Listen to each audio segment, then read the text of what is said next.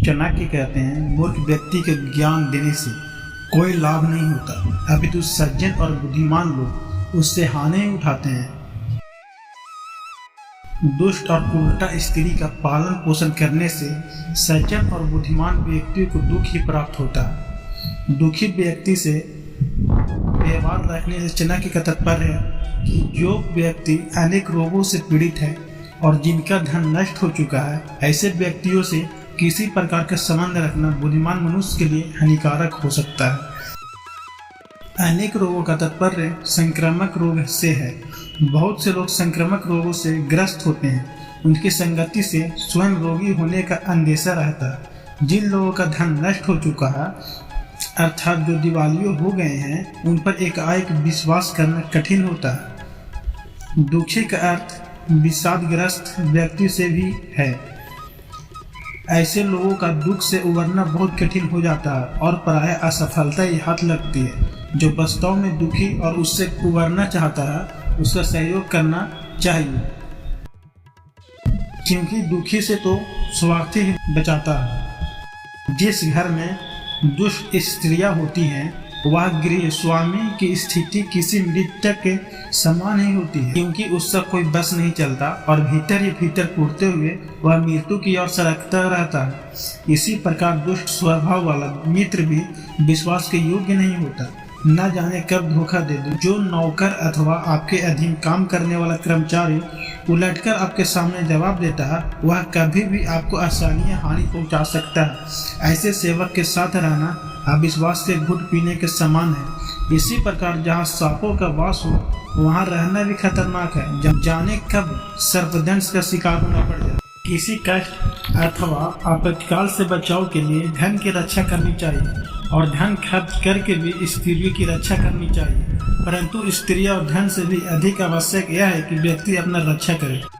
बुद्धिमान व्यक्तियों को चाहिए कि वह अपितु अथवा बुरे दिनों के लिए थोड़ा थोड़ा धन बचाकर उसकी रक्षा करे, अर्थात धन का संग्रह। समय पड़ने पर संचित धन से भी अधिक अपनी पत्नी की रक्षा करना आवश्यक है, क्योंकि पत्नी जीवन संगिनी है। बहुत से ऐसे अवसर होते हैं जहाँ धन काम नहीं आता, वहाँ जीवन साथी काम आता है। इसी संदर्भ में वृद्धावस्था में पत्नी की अहम भूमिका होती है। चाणक्य का विचार यह भी है कि धन और स्त्री से भी अधिक व्यक्तियों को अपनी रक्षा करनी चाहिए। व्यक्ति का महत्व इन दोनों से अधिक है। यदि व्यक्ति का अपना ही नाश हो गया तो धन और स्त्री का प्रयोजन ही क्या रह जाएगा। इसीलिए व्यक्ति के लिए धन संग्रह और स्त्री रक्षा की अपेक्षा समय आने पर अपनी रक्षा करना अधिक महत्वपूर्ण है। देखने में आया है, उपनिषद के ऋषि भी कहते हैं कि कोई किसी से प्रेम नहीं करता, सब स्वयं से ही प्रेम करते हैं। आपातकाल के लिए धन की रक्षा करनी चाहिए, लेकिन सज्जन पुरुषों के पास विपत्ति का क्या काम। और फिर लक्ष्मी तो चंचला है, वह संचित करने पर भी नष्ट हो जाती है। चाणक्य का कहना है, मनुष्य को चाहिए कि वह आपातकाल के लिए धन का संग्रह करे, लेकिन धनी व्यक्ति ऐसा मानते हैं कि उनके लिए आपत्तियों का कोई महत्व नहीं है, क्योंकि वे अपने धन से सभी आपत्तियों से बच सकते हैं। परंतु वो ये नहीं जानते कि लक्ष्मी भी चंचल है, किसी भी समय वह मनुष्य को छोड़कर जा सकती है। ऐसी स्थिति में यह इकट्ठा किया हुआ धन भी किसी समय नष्ट हो जाता है।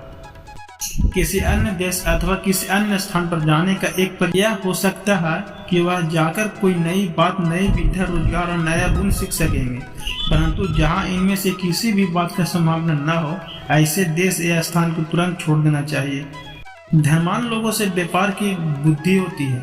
वेद को जानने वाले ब्राह्मण धर्म की रक्षा करते हैं। राजा न्याय और शासन व्यवस्था को स्थिर रखता है। जल तथा सिंचाई के लिए नदी आवश्यक है, जबकि रोगों से छुटकारा पाने के लिए वैद्य की आवश्यकता होती है। चाणक्य कहते हैं, जहाँ पर ये पांचों चीज न हो, उस स्थान को त्याग देना ही अच्छा होता है। चाणक्य कहते हैं, जब सेवक यानी कि नौकर को किसी कार्य पर नियुक्त किया जाएगा, तभी पता चलेगा कि वह कितने योग्य है। इसी प्रकार जब व्यक्ति किसी मुसीबत में फंस जाता है, तो उस समय भाई बंधु और रिश्तेदारों की परीक्षा होती है। मित्र की पहचान भी विपत्ति के समय ही होती है। इसी प्रकार धनहीन होने पर पत्नी की वास्तविकता का पता चलता है कि उसका प्रेम धन के कारण था या वास्तविक था। चाणक्य जी कहते हैं, व्यक्ति के रोग शस्या पर पड़े होने अथवा दुखी होने अकाल पड़ने और शत्रु द्वारा किसी भी प्रकार का संकट पैदा होना, किसी मुकदमे आदि में फंस जाने और मरने पर जो व्यक्ति शमशान घाट तक साथ देता है वही सच्चा बंधु है, यानी कि अपना होता है। अर्थात ये अवसर ऐसे होते हैं जब सहायकों की आवश्यकता होती है। प्रायः यह देखा जाता है कि जो किसी की सहायता करता है उसको ही सहायता मिलती है। जो समय पर किसी के काम नहीं आता उसका साथ कौन देगा। जो मनुष्य निश्चित को छोड़कर अनिश्चित के पीछे भागता है उसका कार्य या पदार्थ नष्ट हो जाता है। चाणक्य कहते हैं, लोभ से ग्रस्त होकर व्यक्ति को हाथ पांव नहीं मारने चाहिए, बल्कि जो भी फलवद हो गया है उसी में संतोष करना चाहिए। जो व्यक्ति आधी छोड़कर पूरी के पीछे भागता है उनके हाथ आधे भी निकल जाती है।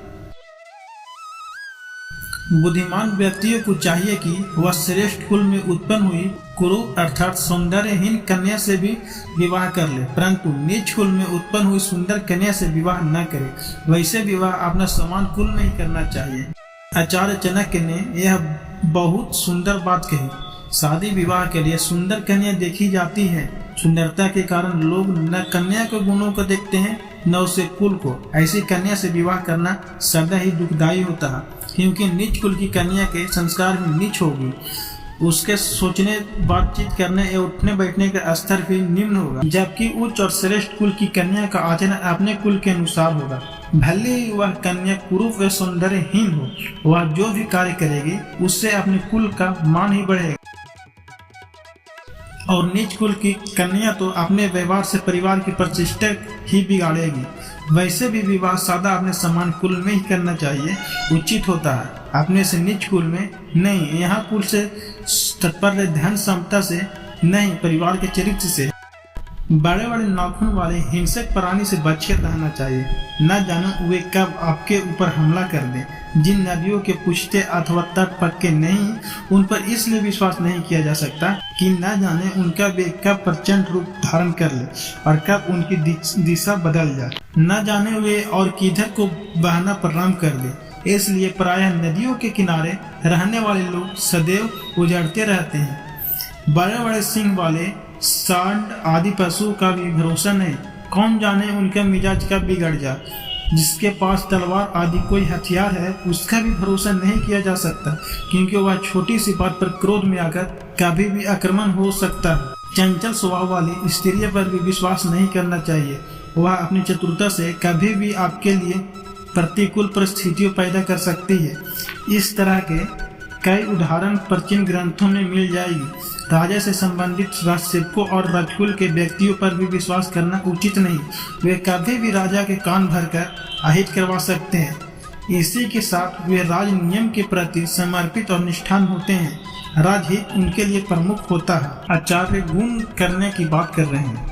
यदि किसी नीच व्यक्ति के पास कोई उत्तम गुण अथवा विद्या है तो वह विद्या उससे सीख लेनी चाहिए। अर्थात व्यक्ति को सदैव इस बात का प्रयास करना चाहिए कि जहाँ से उसे किसी अच्छी वस्तु की प्राप्ति हो, अच्छे गुणों और कला के सीखने का अवसर प्राप्त हो, तो उसे हाथ से जाने नहीं देना चाहिए।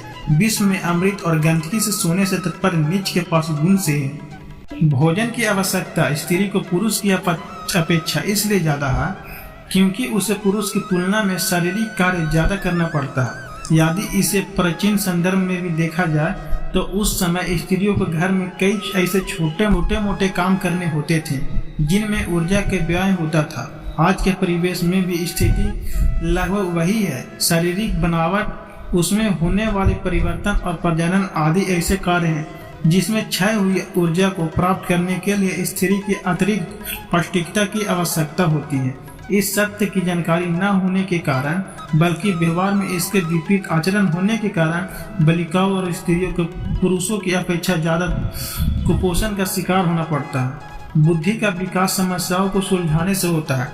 इसी दृष्टि से भी स्त्रियों को परिवार के सदस्य और उसके अलावा भी कई लोगों से व्यवहार करना पड़ता है। इससे उनकी बुद्धि अधिक पैनी होती है। छोटी छोटी बातों को समझाने की दृष्टि का विकास होता है। चाणक्य कहते हैं कि व्यक्ति को उसी स्थान पर रहना चाहिए जहां उसका सम्मान हो, जहां पर उसका भाई बंधु हो, आजीविका के साधन हो। इसी संबंध में वह आगे कहते हैं कि जहां धनवान वेद शास्त्रों को जानने वाले विद्वान ब्राह्मण राजा अथवा शासन व्यवस्था नदी और वैद्य आदि न हो, वहाँ भी नहीं रहना चाहिए। नौकरों की कार्यकुशलता का